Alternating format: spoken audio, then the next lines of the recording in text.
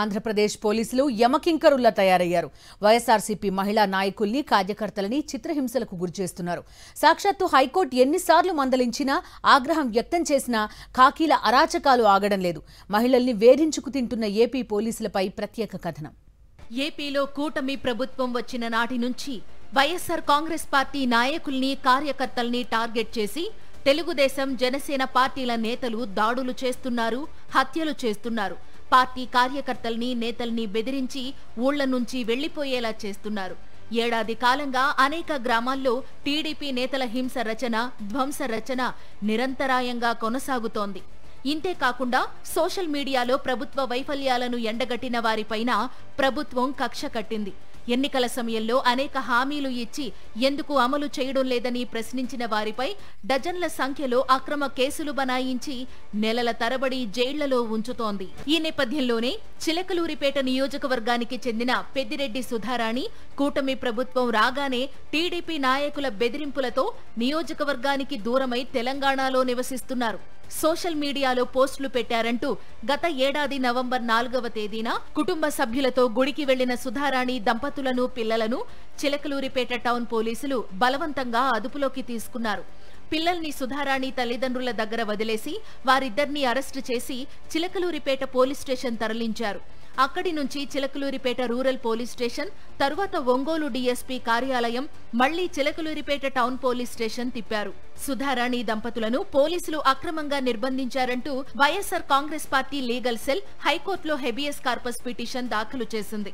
దీంతో పోలీసులు గత్యంతరం లేక అప్పటికప్పుడు గుంటూరు లాలాపేట పోలీస్ స్టేషన్లో ఒక కేసు నమోదు చేసి చిలకలూరిపేట నుంచి గుంటూరుకు సుధారాణి దంపతులను తరలించి కోర్టులో హాజరుపరిచారు. విచారణ సందర్భంగా సుధారాణి దంపతులు మ్యాజిస్ట్రేట్ ముందు చెప్పిన విషయాలు సంచలనం సృష్టించాయి. తమను చిలకలూరిపేట పోలీసులు చిత్రహింసలకు గురి చేశారని న్యాయమూర్తి ఎదుట సుధారాణి దంపతులు వాపోయారు. సిఐ రమేష్ బాబు సుధారాణి దంపతులను కొట్టిన తీరు విని వారి చేతులకున్న దెబ్బలు చూసి మ్యాజిస్ట్రేట్ చలించిపోయారు. 2 రోజుల పాటు సిఐ రమేష్ తమను చిత్రహింసలకు గురి చేశారని మ్యాజిస్ట్రేట్ ముందు ఆవేదన వ్యక్తం చేశారు. తెలంగాణలో అరెస్టు చేసిన తమను అన్ని స్టేషన్ల చుట్టూ తిప్పి 4 రోజుల పాటు చిత్రహింసలకు గురి చేశారని తెలిపారు. ఏ కేసులో అరెస్టు చేస్తున్నారు, ఎందుకు అరెస్టు చేస్తున్నారు, పోలీసులు తమను ఎక్కడికి తీసుకువెళుతున్నారో, ఏం చేస్తున్నారో అర్థం కాక భయపడిపోయామన్నారు. తమకు కనీసం పిల్లల్ని చూపించమని ప్రాధేయపడినా సిఐ రమేష్ కనికరించలేదని కన్నీరు మున్నీరయ్యారు. దీంతో పోలీసులు మిమ్మల్ని పెట్టిన ఇబ్బందులను చెప్పడానికి రెడీగా ఉన్నారా అని సుధారాణి దంపతులను మ్యాజిస్ట్రేట్ ప్రశ్నించగా రెడీగా ఉన్నామని వారు తెలిపారు. చిలకలూరిపేట సిఐ రమేష్ పెట్టిన చిత్రహింసలపై వాంగ్మూలాన్ని సుధారాణి ద్వారా మ్యాజిస్ట్రేట్ రికార్డ్ చేశారు.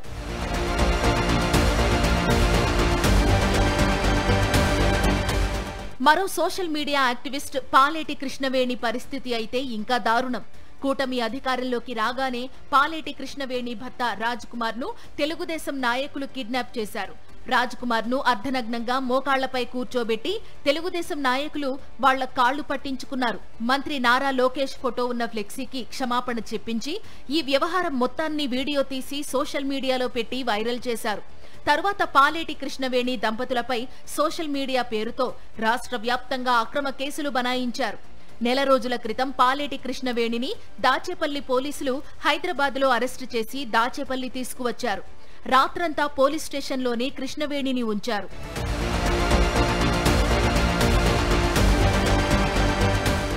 దాచేపల్లి సీఐ పొన్నూరు భాస్కర్ కృష్ణవేణిని చెప్పలేని విధంగా అసభ్యకరంగా దూషించాడు. నేను చెప్పినట్టు వినకపోతే నీపై బ్రోతల్ కేసు పెడతానని కృష్ణవేణిని బెదిరించాడు. అంతేకాదు, కృష్ణవేణి భర్తపై గంజాయి కేసు పెడతానని ఇష్టం వచ్చినట్టుగా మాట్లాడాడు. సోషల్ మీడియా పోస్టులు పెట్టడం వెనుక పార్టీ పెద్దలు ఉన్నారని చెప్పాలని రాత్రంతా ఆమెను టార్చర్ పెట్టాడు దాచేపల్లి సీఐ పొన్నూరు భాస్కర్. కృష్ణవేణిని ఎవరూ కలవకుండా చివరకు పోలీస్ స్టేషన్ గేట్లకి బేడీలు వేశారంటే ఏ స్థాయిలో హింసించాడో అర్థమవుతుంది. ఇదే విషయాన్ని పాలేటి కృష్ణవేణి గురజాల కోర్టులో మ్యాజిస్ట్రేట్కు చెప్పింది. సిఐ పొన్నూరు భాస్కర్ వేధింపులకు సంబంధించిన అన్ని వివరాలను మ్యాజిస్ట్రేట్ వాంగ్మూలంలో రికార్డ్ చేశారు. సిఐకు వివరణ ఇవ్వాలంటూ ఛార్జీ మెమో ఇచ్చింది కోర్టు.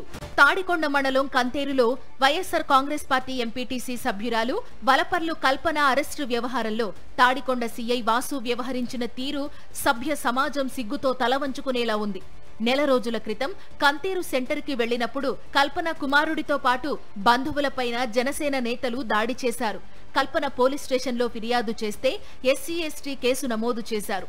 అయితే ఎందుకు మా పిల్లలపై దాడి చేశారంటూ కల్పన జనసేన నాయకుల ఇంటికి వెళ్లి ప్రశ్నించారు.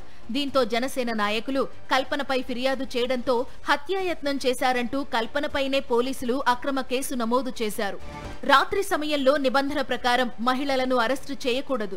కానీ తాడికొండ పోలీసులు మాత్రం తెల్లవారుజామున 3 గంటలకు దళిత మహిళ వైఎస్ఆర్ కాంగ్రెస్ పార్టీ ఎంపీటీసీ సభ్యురాలు ఇంటికి వెళ్లి దౌర్జన్యం చేసి ఈడ్చుకుంటూ తీసుకురావడంపై సర్వత్రా విమర్శలు వెల్లువెత్తాయి. అయితే పోలీసులు కల్పనను అరెస్టు చేసిన తరువాత మంగళగిరి కోర్టులో ప్రవేశపెట్టారు. కల్పన జరిగిన విషయాన్ని మంగళగిరి కోర్టు మ్యాజిస్ట్రేట్ ముందు చెప్పి కన్నీరు మున్నీరయ్యింది. అర్ధరాత్రి సమయంలో 3:30 గంటలకు తనను నైటీపై ఈడ్చుకుంటూ వచ్చారని మ్యాజిస్ట్రేట్ ముందు వాపోయారు. ఇప్పుడు మీరు చీరలో ఉన్నారు కదా అని కల్పనను మ్యాజిస్ట్రేట్ ప్రశ్నించారు. పోలీస్ స్టేషన్లో చీర కట్టుకున్నానని ఎంపీటీసీ సభ్యురాలు కల్పన చెప్పడంతో మ్యాజిస్ట్రేట్ ఆశ్చర్యపోయారు. పోలీసుల తీరుపై న్యాయమూర్తి ఆగ్రహం వ్యక్తం చేశారు. కల్పనను తెల్లవారుజామున 3:30 గంటలకు అరెస్టు చేసి ఉదయం 6 గంటలకు అరెస్టు చేసినట్లు రికార్డులో రాసి న్యాయమూర్తి ముందు ఉంచారు. అరెస్టు చేసిన సమయంలో పోలీసులు చేసిన అరాచకానికి సంబంధించి వీడియోలు చూసిన మ్యాజిస్ట్రేట్ సిఐకు ఛార్జీ మెమో ఇచ్చి వివరణ ఇవ్వమని ఆదేశించారు. ఇక 2 రోజుల క్రితం చిలకలూరిపేట నియోజకవర్గంలో పోలీసులు మాజీ మంత్రి విడుదల రజనీ పట్ల వ్యవహరించిన తీరు పోలీసు శాఖకే మచ్చ తెచ్చింది.